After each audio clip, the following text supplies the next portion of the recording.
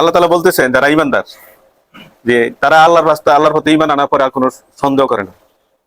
আল্লাযিনা আমানু বিল্লাহি ওয়া রাসূলিহি, ঠিক আছে, সুম্মা লাম ইয়ারতাবু, যে এই কথা বলার পরে তারা আর কোনো সন্দেহ সংশয় করে না। তারা আল্লাহর রাস্তায় মাল এবং জান দিয়ে সংগ্রাম করে। তো এখন প্রশ্নটা হলো, আমরা যদি একটু চিন্তা করি বাস্তব ভিত্তিক, আমাদের এই সমাজে ইসলামের প্রভাব কতটুকু আছে? যে ইসলামের দোহাই দিয়ে আমরা মুসলিম, সেই ইসলামের প্রভাব আমাদের ব্যক্তি জীবন, আমাদের সামাজিক জীবন, আমাদের পারিবারিক জীবন, আমাদের রাষ্ট্রীয় জীবন, জীবন তো এই চারটেই নাকি? পরকালীন জীবন হলো পরের সাবজেক্ট। যে জীবন বিধানকে আল্লাহ দিয়েছেন কমপ্লিট কোড অফ লাইফ, ইসলামী আন্দোলনের একজন কর্মী হিসেবে আমরা কি চিন্তাটা করতে পারি না যে এই সমাজে ইসলামের প্রভাব কতটুকু? মসজিদের কথা যদি চিন্তা করি, তাহলে সেখানে দেখবো কি মসজিদ কমিটির সভাপতি কে? মসজিদের ইমাম সাহেব সত্য কথা বলতে ভয় পান, ঠিক কিনা? এটা হলো সর্বোচ্চ জায়গা। আর যেখানে আমরা নামাজ পড়ি, এই নামাজ আল্লাহর সাথে আমাদের কতটুকু কানেক্টেড সেটা প্রপারলি হচ্ছে কিনা। এখান থেকে আমরা বুঝতে পারবো যে এই সামগ্রিক জীবনে আমাদের ইসলামের প্রভাব আমরা কতটুকু বিস্তার করতে পারছি। মাদ্রাসা কারা পরিচালনা করতেছে? পরিচালনা করতে গিয়ে সেখানে কি হচ্ছে আমরা অন্যান্য সাইডটা বাদই দিলাম। তাহলে আমরা বুঝতেছি যে আসলে আমরা একটা গভীর ষড়যন্ত্রের মধ্যে নিমজ্জিত হয়ে আছি।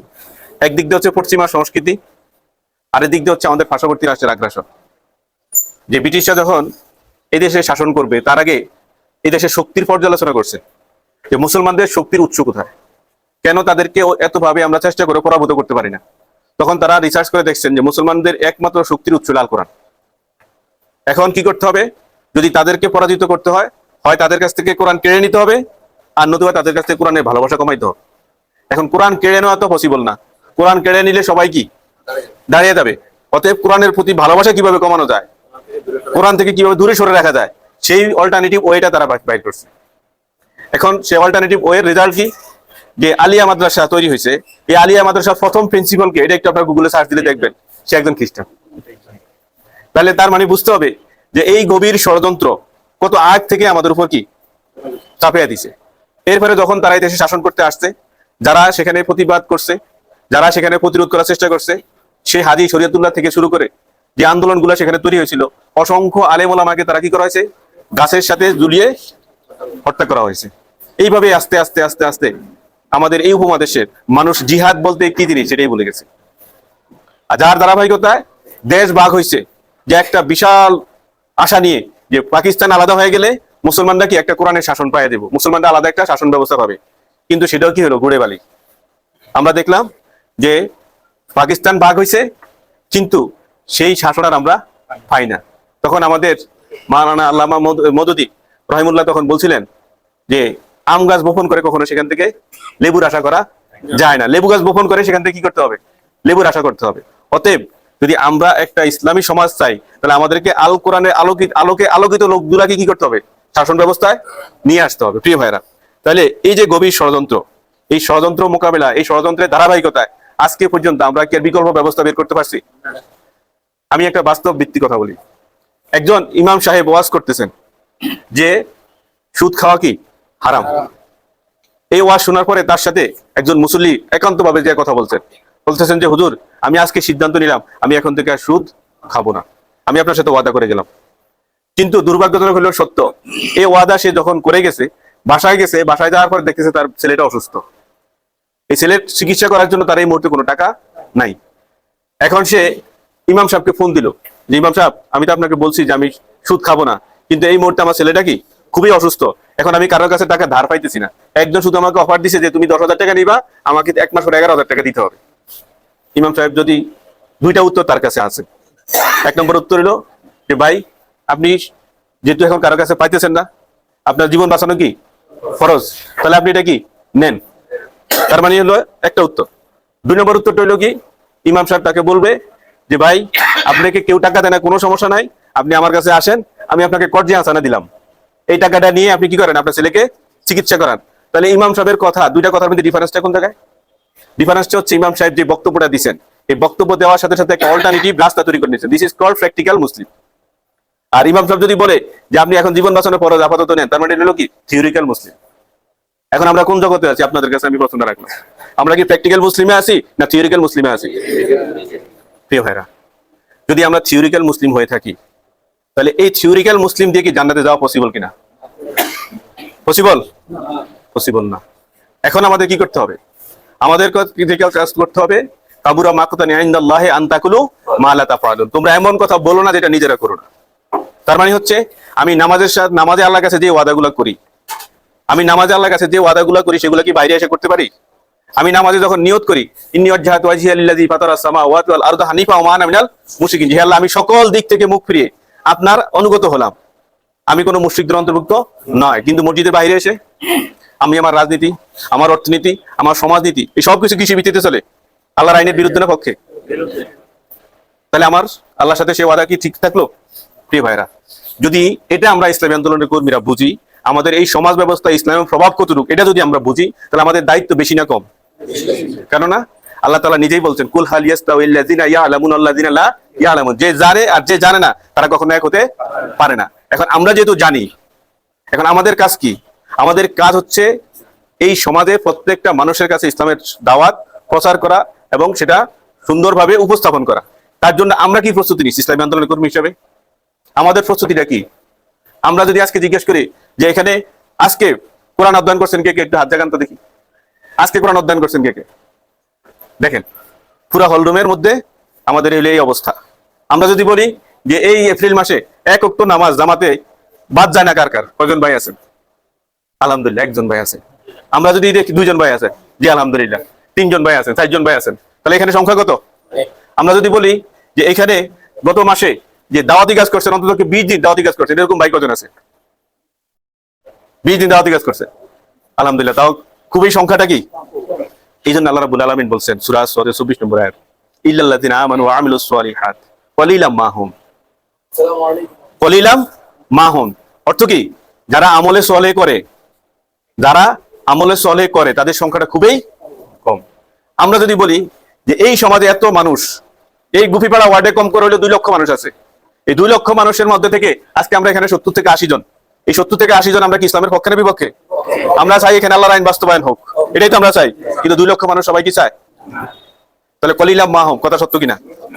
আল্লাহ তাআলা বলছেন যে অল্প সংখ্যক লোকে জান্নাতে যাবে, অল্প সংখ্যক লোকে ইমানদার হবে। তাহলে আমরা কি গর্বিত কিনা?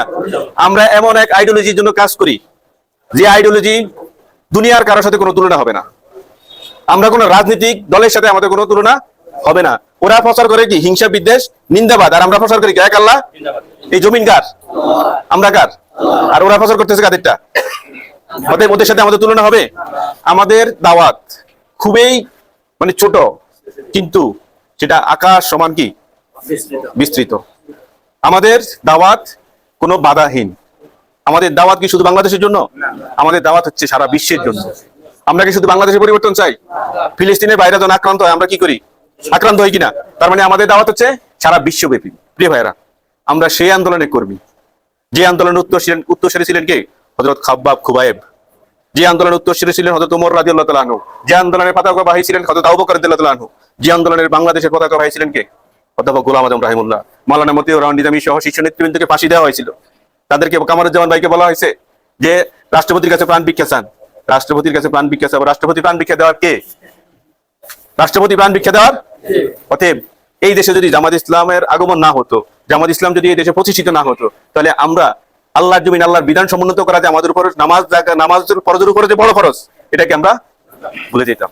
কারণ আল্লাহ রাব্বুল আলামিন সূরা আশ-শূরা 13 নম্বর আয়াত আল্লাহ রাসূলকে স্পষ্ট করে বলছেন যে শারআ লাকুম মিনাদ-দীন মা ওয়াসা বিহি নূহা ওয়াল্লাযী আওহাইনা ইলাইকুম ওয়া মা ওয়াসাইনা বিহি ইব্রাহিমা ওয়া মূসা ওয়া ঈসা আন আকিমুদ-দীন ওয়া লা তাতাফাররাকু ফি। হে রাসূল, এই জীবন বিধান শুধু আপনাকে দিয়েছি তা না, আপনার পূর্বে যত নবী রাসূলুল্লাহ ছিল সবাইকে একই দায়িত্ব দেওয়া হয়েছিল। নূহ আলাইহিস সালাম, মুসা, ইব্রাহিম আলাইহিস সালাম, মুসা আলাইহিস সালাম, ঈসা আলাইহিস সালাম, আন আকিমুদ-দীন, এই জীবন বিধানকে কি করো? প্রতিষ্ঠা করো। ওয়া লা তাতাফাররাকু ফি, সেখানে কোনো বিভেদ তৈরি করো না। তাহলে প্রিয় ভাইরা, এটা যদি আল্লাহ রাসূলকে নির্দেশ দিয়ে থাকে, আল্লাহ রাসূলের অনুসারী হিসাবে, আল্লাহ রাসূলের উম্মত হিসাবে, সেই দায়িত্ব কাদের উপরে আসছে? প্রিয় ভাইরা, আমি আমার কথা দীর্ঘায়িত করে না করে আরেকটা কথা বলে আমি শেষ করব। আল্লাহ রাব্বুল আলামিন আমাদের কাছে জান্নাত ক্রয় করে নিয়েছেন, এটা আমরা জানি। জান্নাত কিসের বিনিময়ে ক্রয় করে নিয়েছেন? জান এবং মাল এবং জান। সূরা তাওবা 111 নম্বর আয়াত, ইন্নাল্লাহা আশতারা মিনাল মুমিনিনা আনফুসাহুম ওয়া আমওয়ালাহুম বিআন্না লাহুমুল জান্নাহ ইউকাতিলুনা ফি সাবিলিল্লাহি ওয়া ইয়াকতুলুনা ওয়া ইউকতালুন ওয়াদান আলাইহি হাক্কান ফিত তাওরাত ওয়াল ইনজিল ওয়াল কুরআন ওয়া মান আওফা বিআহাদিল্লাহ ফাস্তাবশিরু বিবাইকুমুল্লাযী বায়াতুম বিহি। আল্লাহ তাআলা সেখানে বলতেছেন কি, নিশ্চয়ই আল্লাহ মুমিনদের মাল এবং জানের বিনিময়ে জান্নাত ক্রয় করে নিয়ে গেছেন। তাদের কাজ হচ্ছে তারা আল্লাহর রাস্তায় মারবে এবং মরবে। আল্লাহ তাআলা বলছেন এই ওয়াদা আল্লাহ তাআলা শুধু কোরআনই করেন নাই, তাওরাত এবং ইনজিলে করছেন। আর আল্লাহর চেয়ে উত্তম ওয়াদাকারী কে? ফাস্তাবশিরু বিবাইকুমুল্লাযী বায়াতুম বিহি। সুসংবাদ দাও ওই সকল ব্যক্তিদের যারা কি করছেন, কেনাবেচা, এর বিনিময় কি? জান্নাত। সূরা আস-সাফের 10 নম্বর আয়াতে বলছেন ইয়া আইয়ুহাল্লাযীনা আমানু হাল আদুল্লুকুম আলা তিজারাতিন তুনজিকুম মিন আযাবিন আলীম। হে ঈমানদারগণ, আমি কি তোমাদের এমন একটা ব্যবসার কথা বলবো যে ব্যবসা তোমাদের কি কিয়ামতের দিন মুক্তি দান করবে? যে ব্যবসাটা হচ্ছে কি, তুমিনুনা বিল্লাহি ওয়া রাসূলিহি ওয়া তুজাহিদুনা ফি সাবিলিল্লাহি বিআমওয়ালিকুম ওয়া আনফুসিকুম যালিকুম খায়রুল লাকুম ইন কুনতুম তা'লামুন। তোমরা আল্লাহর প্রতি ঈমান আনো, আল্লাহর রাসূলের প্রতি ঈমান আনো, আল্লাহর রাস্তায় মাল এবং জান দিয়ে কি করো? লড়াই করো। এটাই তোমাদের জন্য সর্বোত্তম, যদি তোমরা বুঝতে পারো। তাহলে আজকে আমরা কি আল্লাহর রাস্তায় মাল এবং জান দিয়ে লড়াই করতে রাজি আছি ইনশাআল্লাহ? বাতিলের সাথে মোকাবিলায় সামনে যে ইসলাম বিরুদ্ধে ষড়যন্ত্র চলতেছে, আমরা একটা বিপ্লব দেখছি, সেই বিপ্লবটা হাতছাড়া হয়ে যাচ্ছে। আমাদেরকে যদি এই বাংলাদেশের ভাগ্যের পরিবর্তন ঘটাইতে হয়, এই দেশে যদি ইসলামের বিজয় অনিবার্য ঘটাইতে হয়, আল্লাহর জমিনে যদি আল্লাহর বিধানকে প্রতিষ্ঠিত করতে হয়, আগামী দিনের আন্দোলন সংগ্রামে একমাত্র আমাদের উদ্দেশ্য থাকবে কি? ইসলামী বিপ্লব। যেই বিপ্লবের মাধ্যমে এদেশের দুর্নীতির অপসারণ হবে, অসৎ নেতৃত্বের অপসারণ হবে, ন্যায় বিচার প্রতিষ্ঠিত হবে, মানুষের গোলামি থেকে মানুষকে মুক্তি করা হবে, সকল ক্ষেত্রে তাকওয়াবান লোকরা কি করবে? সমাজ পরিচালিত হবে। আর এর মাধ্যমেই আল্লাহ রাব্বুল আলামিনের সন্তুষ্টি অর্জন করা যাবে এবং এর মাধ্যমে আমরা আমাদের জান্নাত নিশ্চিত করতে পারবো ইনশাআল্লাহ। থাকবো তো আমরা? প্রিয় ভাইরা, সবশেষ আমি যে কথা বলবো, আল্লাহ রাসূলের একটা হাদিস, এই হাদিসটা খুবই গুরুত্বপূর্ণ একটা হাদিস। এই হাদিসের মাধ্যমে আপনি আপনার আশেপাশের লোকজনদের পরিচয় আপনি জানতে পারবেন। আল্লাহ রাসূল সাল্লাল্লাহু আলাইহি ওয়াসাল্লাম বলতেছেন, হারিসুল আশারী রাদিয়াল্লাহু থেকে বর্ণিত, আল্লাহ তাআলা আল্লাহ রাসূলকে 5টা নির্দেশ দিয়েছেন। কয়টা নির্দেশ? আর আল্লাহ রাসূল আমাদেরকে সেই 5টা নির্দেশ দিয়েছেন। এক নম্বর নির্দেশ কি? বিল জামাআতি ওয়াস সামা'i ওয়াত তাআতি ওয়াল হিজরাতি ওয়াল জিহাদি ফি সাবিলিল্লাহ। কয়টা নির্দেশ? বিল জামাআতে সংঘবদ্ধ থাকা, ওয়াস সামা'i শোনা, ওয়াত তাআতি আনুগত্য করা, ওয়াল হিজরাতে আল্লাহর রাস্তায় হিজরত করা, ওয়াল জিহাদি ফি সাবিলিল্লাহ এবং আল্লাহর রাস্তায় সংগ্রাম করা। মান খরাজা মিনাল জামাআতি, যদি কেউ সংঘবদ্ধ জীবন থেকে দূরে সরে গেল, ফাকাদ খলা রিবকাতুল ইসলাম, তাহলে সেই ইসলামের রশি গলা থেকে কি করে দিল? খুলে ফেলে দিল। ইল্লা ইয়ারজা, যদি সে ফিরে আসে তাহলে ভিন্ন কথা। ওমান দাওয়া বিদাওয়াতি জাহিলিয়া, যদি কেউ কাউকে জাহিলিয়াতের দিকে আহ্বান করে, ফাইন্না জুসাই জাহান্নাম, তার জাহান্নাম তার সাথে হবে। ওয়াইন সামা সাল্লাল্লাহু জামাআহু আন্নাহু মুসলিম, তখন বলছে যে হ্যাঁ, যদি সে নামাজ পড়ে, রোজা রাখে, নিজেকে মুসলমান বলে দাবি করে, তারপরেও সে কি?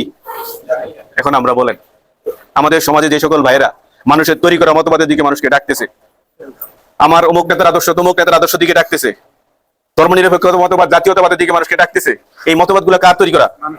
তাহলে তারা কার দিকে ডাকতেছে? জাহিলিয়াতের দিকে ডাকতেছে। কার দিকে ডাকতেছে? জাহিলিয়াতের দিকে ডাকতেছে। তাহলে আমরা এখন হিসাব করতে পারি কিনা? বাকিটা আপনারা বুঝে নেন। কিন্তু একজন ইমানদার হিসেবে আমার কাজ কি?